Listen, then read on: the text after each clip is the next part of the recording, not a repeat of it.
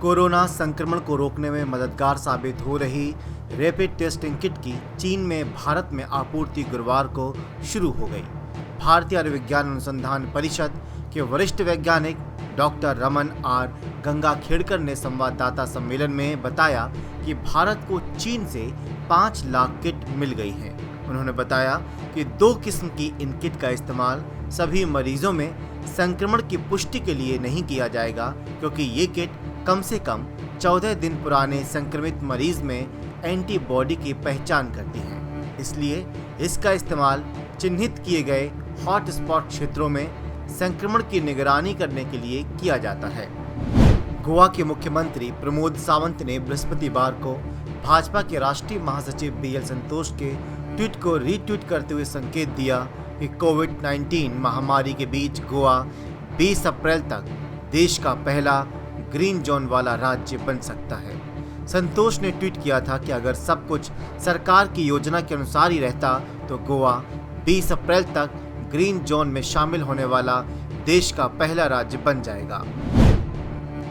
दिल्ली में एक pizza delivery boy के कोरोना वायरस से संक्रमित मिलने के बाद प्रशासन में हड़कंप मच गया।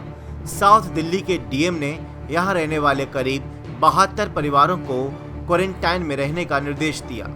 बता दें कि कोरोना वायरस महामारी के बावजूद सरकार ने फूड डिलीवरी सर्विसेज को अहम सेवाओं में रखा है। दिल्ली में अब तक कोरोना के 1500 से ज्यादा मामले सामने आ चुके हैं। भारत के 1000 लोगों में से केवल 0.1 का हो रहा है टेस्ट। भारत में जगह जगह लॉकडाउन तोड़कर शारीरिक दूरी बनाए रखने की शर्त लोग अक्सर तोड़ रहे हैं। वहीं प्रति 1000 लोगों पर जांच की संख्या भी यहां बेहद कम है। ये संख्या मात्र 0.1 है। अक्सर अपने ट्वीट के चलते विवादों में रहने वाले प्रोफेसर गर्ग चटर्जी ने एक बार फिर से विवादित ट्वीट किया। उनके इस ट्वीट पर प्रख्यात कवि कुमार विश्वास भड़क गए और बंगाल की सरकार से उनके खिलाफ कार्रवाई की मांग की। गर्ग के क्षेत्रवाद को लेकर ट्वीट किया था और लोगों को उनके राज्य में ही रहने के लिए ट्वीट किया था।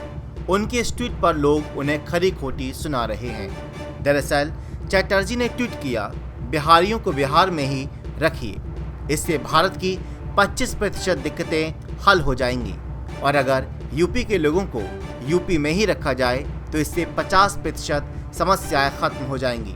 मारवाड़ी को व्यापार के लिए केवल राजस्थान में रखा जाए और भारत की 75% मुश्किलें हल हो जाएंगी, और अगर गुजरातियों को टेंडर और कॉन्ट्रैक्ट सिर्फ गुजरात में ही दिए जाएं तो भारत की 100% परेशानियां हल हो जाएंगी। उनके इस ट्वीट पर कुमार विश्वास ने सरकार को ललकारा है और लिखा है, क्या इनके खिलाफ कार्रवाई होगी या आपका राजनीतिक प्रयोग है। उन्होंने आगे लिखा, इस व्यक्ति के खिलाफ तुरंत कार्यवाही अपेक्षित है। कुमार विश्वास के इस ट्वीट पर कई यूजर्स ने उनका समर्थन किया और ममता बनर्जी पर निशाना साधा है। कोरोना वायरस के संकट के चलते दुनिया की व्यापारिक स्थिति में आने वाले समय में बड़ा बदलाव देखने को मिल सकता है। जापान समेत दुनिया के कई देश चीन में स्थित अपनी मैन्युफैक्चरिंग इंडस्ट्रीज को हटाकर अन्य क्षेत्रों में लगाने की तैयारी कर रहे हैं। इस स्थिति का फायदा उठाने के लिए अब भारत सरकार भी सक्रिय नजर आ रही है। पूरे मामले की जानकारी रखने वाले एक अधिकारी ने बताया कि जापान जैसे देश पहले ही अपने मैन्युफैक्चरिंग इंडस्ट्री को चीन केंद्रित न रखने की रणनीति पर काम करने लगे।